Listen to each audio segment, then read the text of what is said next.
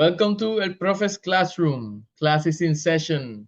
And tonight we have my very good friend, Hector, the chill dude on the couch. We Hey, are, how's it going, Hector? I'm here on the couch. Going good. on the couch in the classroom. I'm in the classroom in the couch. Yeah. So tonight we're gonna be doing another episode or the third episode for the series Anatomy of a Favorite. Uh, First of all, I just wanted to ask you, what exactly was the criteria you used to choose your favorite? Okay. So when I'm thinking of a favorite song, there has to be like three things. It has to have a good music, like catchy melodies. It has to have lyrics that are not superficial, like lyrics that I can read them like 30 years later and they still mean as much to me, or maybe even more that when they came out. And third, it has it has to have some sort of nostalgic feelings for me to be a favorite. Like there's some great songs, but there's some great songs that don't bring nostalgic uh, feelings to me. But on the case of the song that I chose for this episode, this one covers all those three basics. And fourth, I don't get tired of listening to the song. That makes sense. Yeah.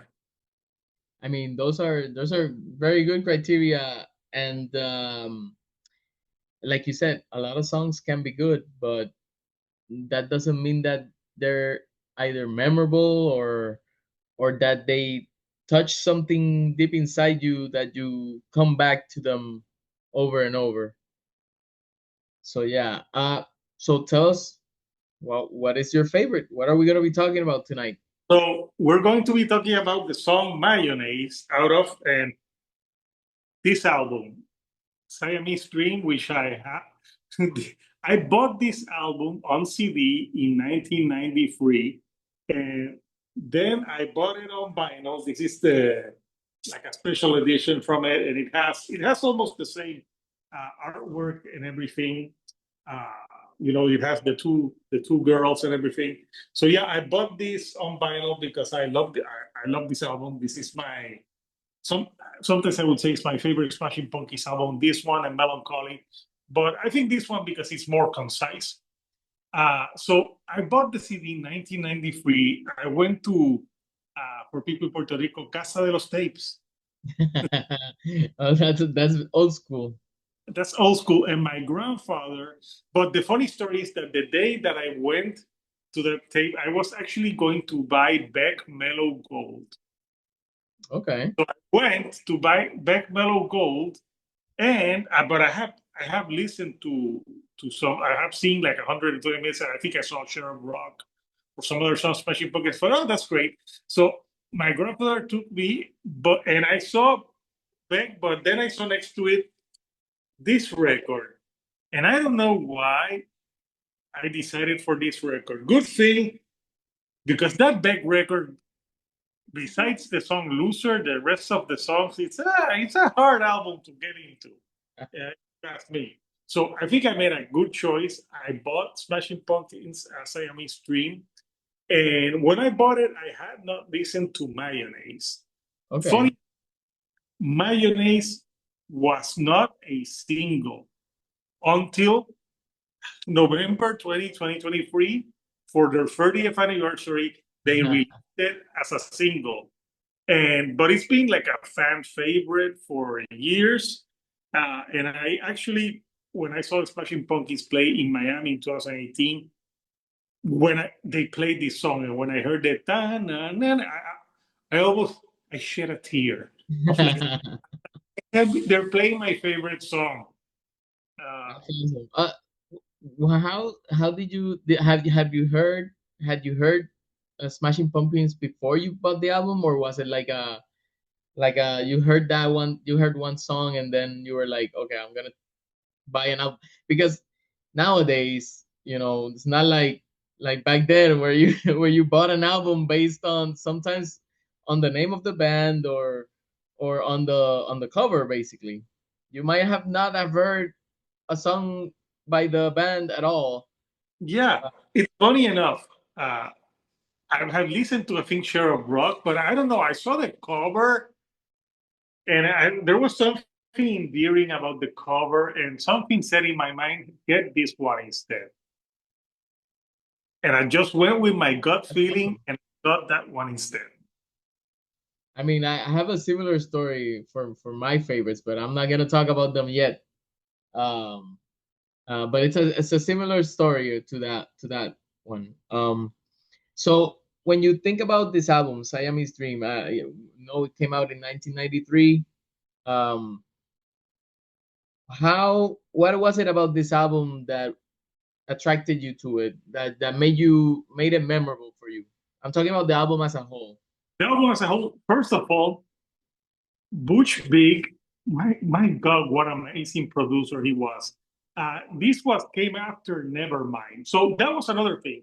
I saw that the producer was Butch Big, and I think back then, and I think I asked someone in the Casa de los Tapes, oh, and he's like, oh, that's the guy that made Nevermind. I'm like, okay, that was the second thing that made me want to get this album, and when I listened to it, it became a classic because this is one of those albums where it has such a great guitar tone. And also, this is an album that has a lot of like shoegaze elements. At Hmm. the time, I didn't know it was called shoegaze, but it's because it has like grungy elements, but more shoegazy elements. After that, I did listen to the first album, Gish, which was a little bit different. So they were different for this one, and uh, I have heard two songs from the album when I bought it. I also saw the music video for Today. Oh yeah, yeah. It was the one with the, and I thought like, oh, I like two songs from this, and then I saw the Beck album. I'm like, I've only heard one from this one, Okay. so I went with this one. But when I listened to it, I wish I wish I could go back in a time machine and like re-listen to an album for the first time where you get that first impression. And back in the 90s, since we didn't have Wikipedia or internet, the Genius lyrics to see the lyrics, Yeah. I bought a CD, I would sit down, I would take out the booklet and read. But this is the book. This is the booklet for this. It had the lyrics, but they were like kind of like hard to read them all. So I was like, damn it! But this there was something about Billy Corgan's voice. I know you find it it's an acquired taste, but I found it endearing for some. Like it was a child. The good thing is like now I have the lyrics because when I have the whole lyrics here with me, but back at the time they didn't put the lyrics, and they did a lot of that because Nevermind did the same thing. I think they did it so there would be some mystery to it back then. But I remember listening to this album the first time, but I remember I liked the singles, but when I got to Mayonnaise, the first thing that got me into that song is that guitar intro that's very like it's like very dreamy and it like lures you in, and then you get the distortion. Distortion. And I don't know if there's a part in the song where Billy Corgan hits the guitar, it goes like and it makes like a whistling sound. Yeah. The story with that whistling sound was not part of the sound. The I know. guitar, I know. I read something. I saw something about this. Yes. yes, the guitar was so cheap that every time that they did something, it did that noise. But it became they're like they said it sounds so The good that it signature became sound. part of the song. I mean, it's fascinating how those little details. I heard that it was like a $60 or $65 guitar. Um, and how something that small can give the song an element that you never planned for, but it works. And back in that time, I wasn't a music snob, so I just enjoyed music.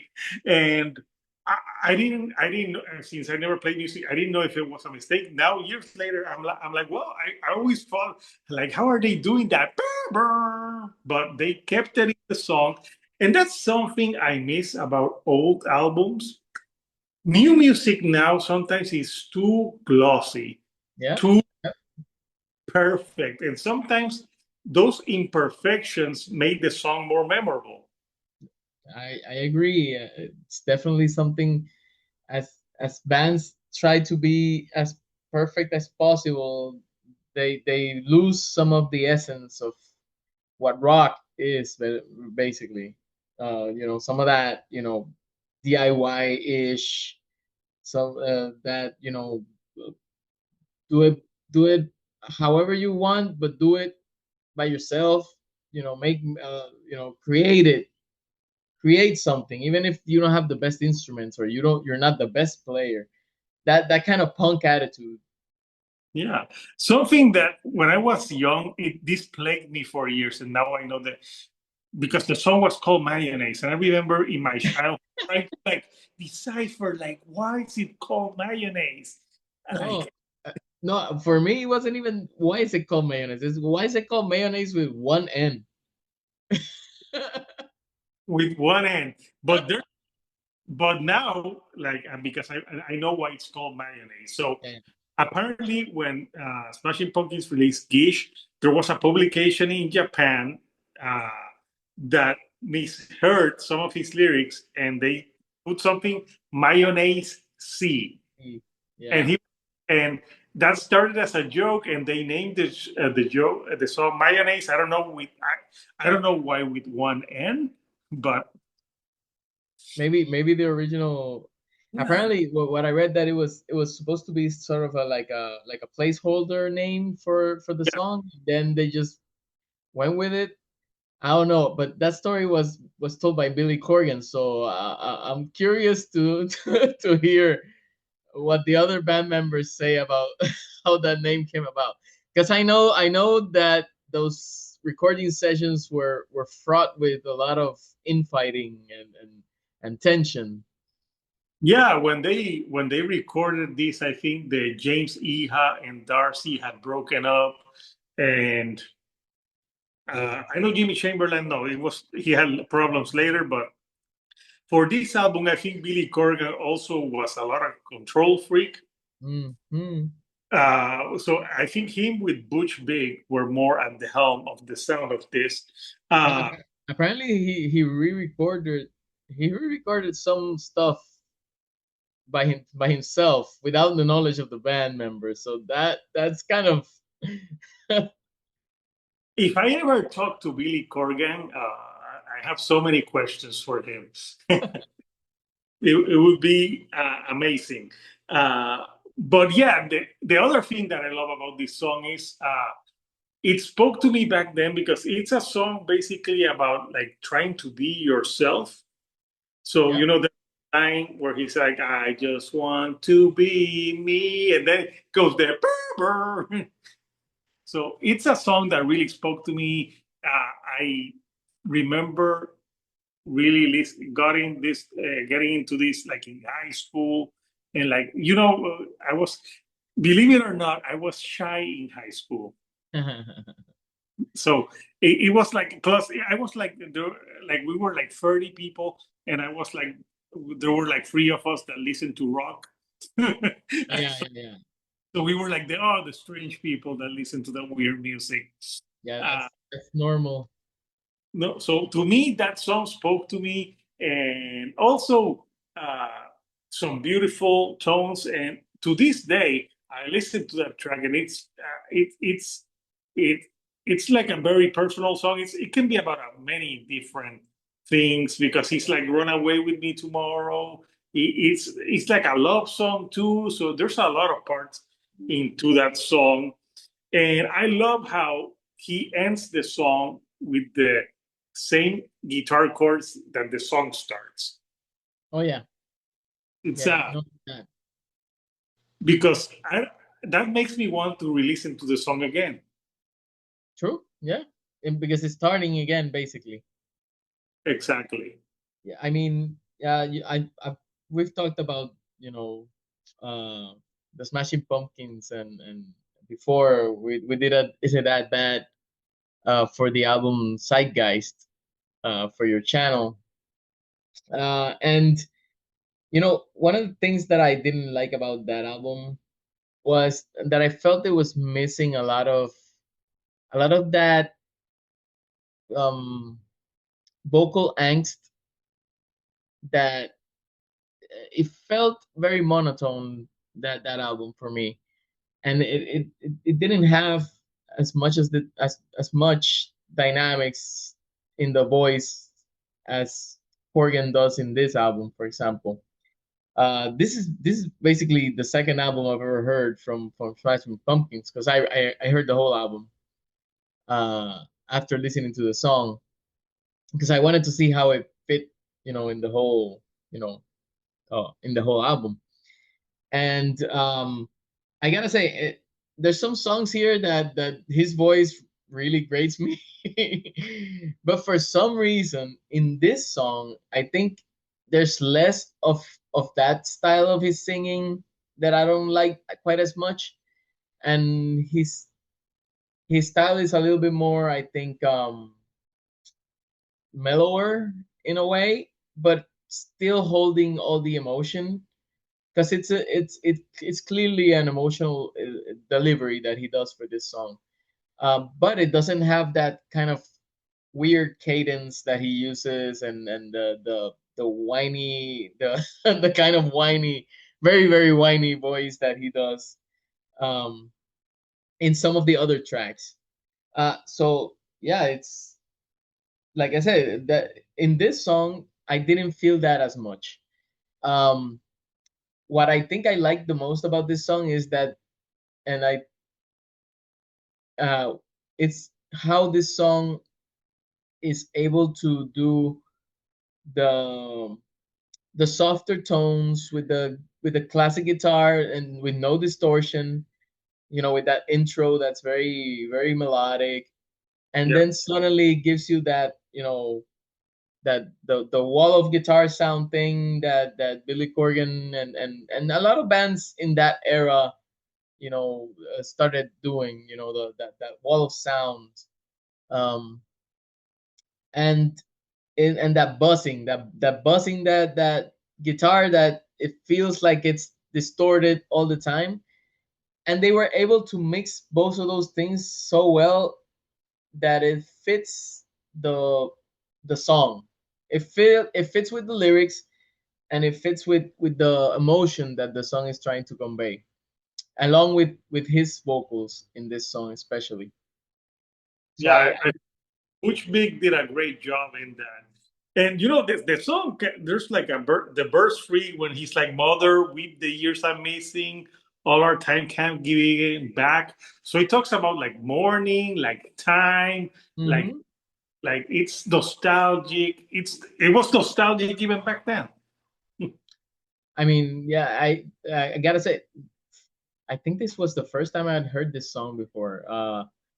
Because I mean, I heard some parts of this song in a I there's this podcast I listen to, 60s, I think it's like 60 songs of the 90s, Hmm. um, and it's basically like the most important tracks of the 90s, and they talk about them a little bit, and one of the episodes was on this song.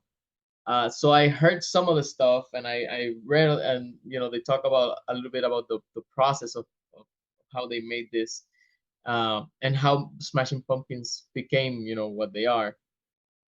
Uh, so it was interesting to listen to them, to this band in that sense, and not in the sense of Is It That Bad, where you're usually, um if you're going to record an Is It That Bad, you're already thinking that this might be bad. Yeah, but guys, to me, like I said, I give it. I don't think it's that bad, but compared to this, it Yeah. doesn't hold. I Uh, mean, yeah, it's two different, it's worlds apart. yeah, like this is their best work. This with I also love Melancholy in the Infinite Sadness, but that one's too long. So Okay. so I think if I have to say which Smashing Pumpkins the first you should listen to, I would always go with Siamese Dream. Uh, but And yeah, this one is like 61 minutes. It's not like a short album. oh, but remember in the 90s, almost like pe- like longer albums were a thing because they Yeah. were with CDs and CDs could hold a lot of music. And we didn't have TikTok. We had longer attention spans. Not like kids to have the attention span of a Cocker Spaniel. I mean, I have to say, even though it's like 60 minutes long, it doesn't feel that way. I think it's a brisk 60 minutes. It feels like it flows well. It has all of the elements of a good album. It has the highs and the lows and the aggression and the softness, and it does a good job of navigating all those things to make a 60-minute album that doesn't feel like 60 minutes at all. Exactly, yeah. It has that flow. And but yeah, this song, like the last line where he's like, where he goes, old enough to always feel this, always feel this.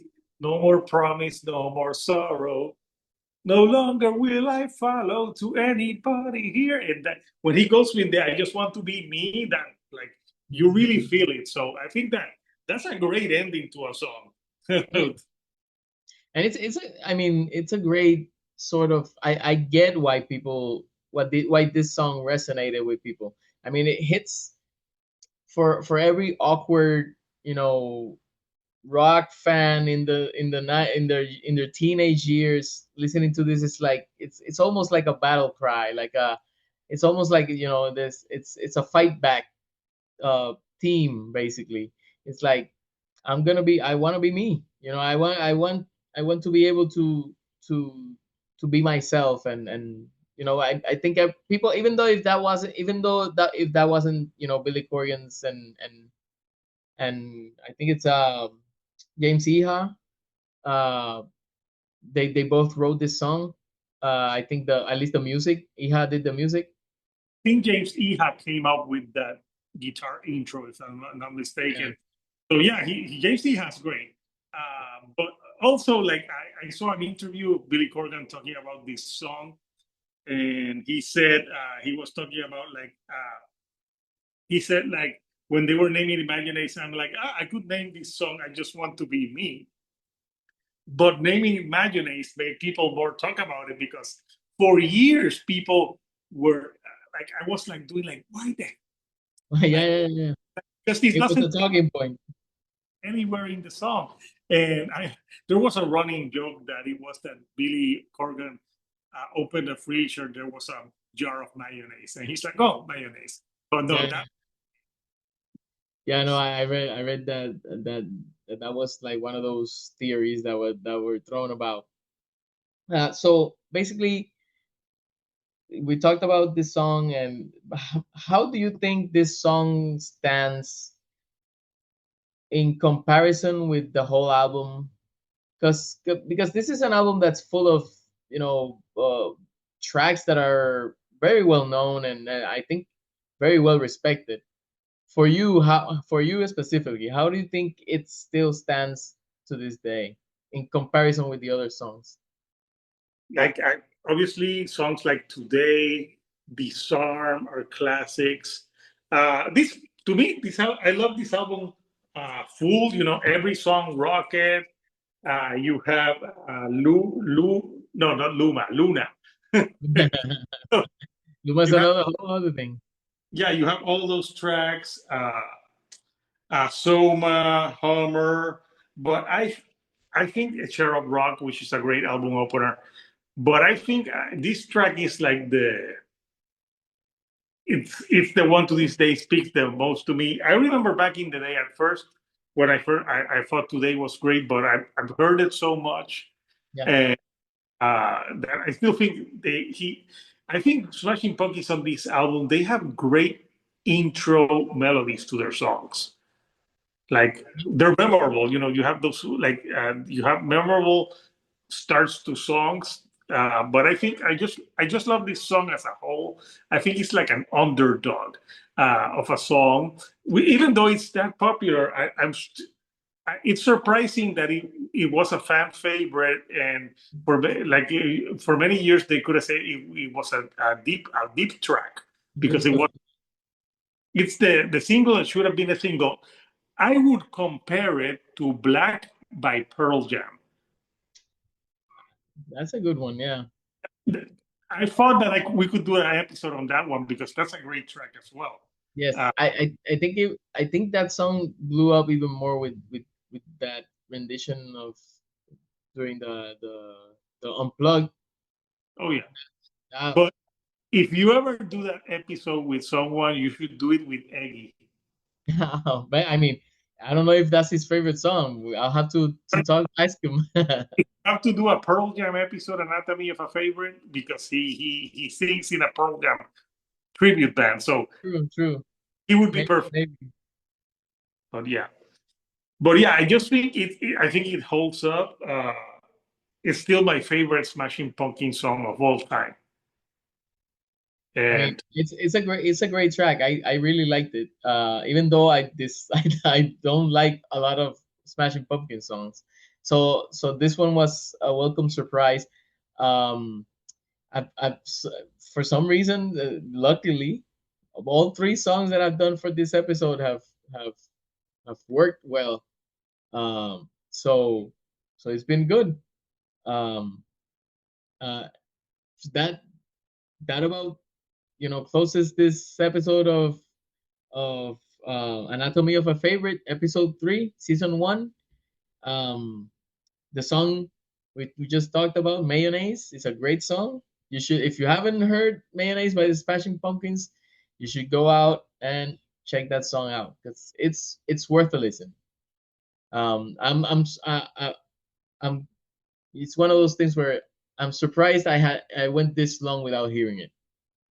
Uh, yeah, so that's about it. Hector, what are your socials so people can follow you?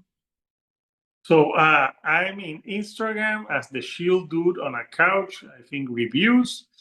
Uh, Obviously, subscribe to my channel at the Shield Dude on a Couch reviews. That's it. Don't follow me on Facebook. We do a lot of is it that bad episodes, Yeah. so you can you can see me in Hector's channel a lot. Uh, so thank you for watching, thank you for listening, thank you for joining me, Hector, and class dismissed.